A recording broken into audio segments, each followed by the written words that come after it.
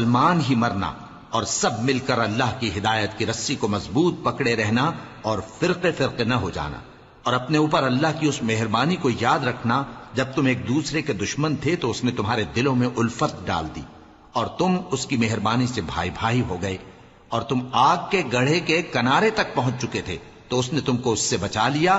اس طرح اللہ تم کو اپنی آیتیں کھول کھول کر سناتا ہے تاکہ تم راہ راست پر رہو۔ اور تم میں ایک جماعت ایسی ہونی چاہیے جو لوگوں کو نیکی کی طرف بلائے اور اچھے کام کرنے کا حکم دے اور برے کاموں سے منع کرے، یہی لوگ ہیں جو کامیاب ہیں۔ اور ان لوگوں کی طرح نہ ہونا جو متفرق ہو گئے اور صاف احکام آنے کے بعد ایک دوسرے سے اختلاف کرنے لگے۔ یہ وہ لوگ ہیں جن کو قیامت کے دن بڑا عذاب ہوگا، جس دن بہت سے منہ سفید ہوں گے اور بہت سے سیاہ۔ تو جن لوگوں کے منہ سیاہ ہوں گے ان سے اللہ فرمائے گا کیا تم ایمان لا کر کافر ہو گئے تھے؟ سو اب اس کفر کے بدلے عذاب کے مزے چکھو۔ اور جن لوگوں کے منہ سفید ہوں گے وہ اللہ کی رحمت کے باغوں میں ہوں گے اور ان میں ہمیشہ رہیں گے۔ یہ اللہ کی آیتیں ہیں جو ہم تم کو ٹھیک ٹھیک پڑھ کر سناتے ہیں، اور اللہ اہل عالم پر ظلم نہیں کرنا چاہتا، اور جو کچھ آسمانوں میں اور جو کچھ زمین میں ہے سب اللہ ہی کا ہے، اور سب کاموں کا انجام اللہ ہی کی طرف ہے۔ مومنو، تم بہترین امت ہو جسے لوگوں کی ہدایت کے لیے میدان میں لایا گیا ہے کہ تم نیک کام کرنے کو کہتے ہو اور برے کاموں سے منع کرتے ہو اور اللہ پر ایمان رکھتے ہو۔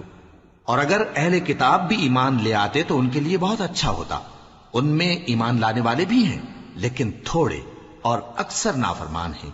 یہ تمہیں خفیف سی تکلیف کے سوا کچھ نقصان نہیں پہنچا سکیں گے، اور اگر تم سے لڑیں گے تو پیٹ پھیر کر بھاگ جائیں گے، پھر ان کو مدد بھی کہیں سے نہیں ملے گی۔ یہ جہاں نظر آئیں گے تم دیکھو گے کہ ذلت ان سے چمٹ رہی ہے، بجز اس کے کہ یہ اللہ کی پناہ میں یا مسلمان لوگوں کی پناہ میں آ جائیں۔ اور یہ لوگ اللہ کے غضب میں گرفتار ہیں اور ناداری ان سے لپٹ رہی ہے۔ یہ اس لیے کہ اللہ کی آیتوں سے انکار کرتے تھے اور اس کے پیغمبروں کو ناحق قتل کر دیتے تھے۔ یہ اس لیے کہ یہ نافرمانی کیے جاتے اور حد سے بڑھے جاتے تھے۔ یہ بھی سب ایک جیسے نہیں ہیں۔ ان اہل کتاب میں کچھ اچھے لوگ بھی ہیں جو رات کے اوقات میں اللہ کی آیتیں پڑھتے اور اس کے آگے سجدے کرتے ہیں۔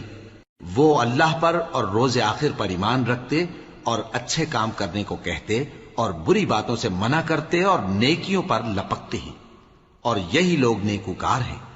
اور یہ جس طرح کی نیکی کریں گے اس کی ناقدری نہیں کی جائے گی، اور اللہ پرہیزگاروں کو خوب جانتا ہے۔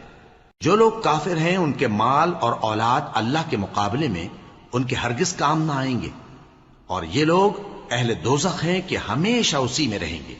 یہ لوگ جو مال دنیا کی زندگی میں خرچ کرتے ہیں اس کی مثال آندھی کسی ہے جس میں سخت سردی ہو، اور وہ ایسے لوگوں کی کھیتی پر جو اپنے آپ پر ظلم کرتے تھے چلے اور اسے تباہ کر دے۔ اور اللہ نے ان پر کچھ ظلم نہیں کیا بلکہ یہ خود اپنے اوپر ظلم کر رہے ہیں۔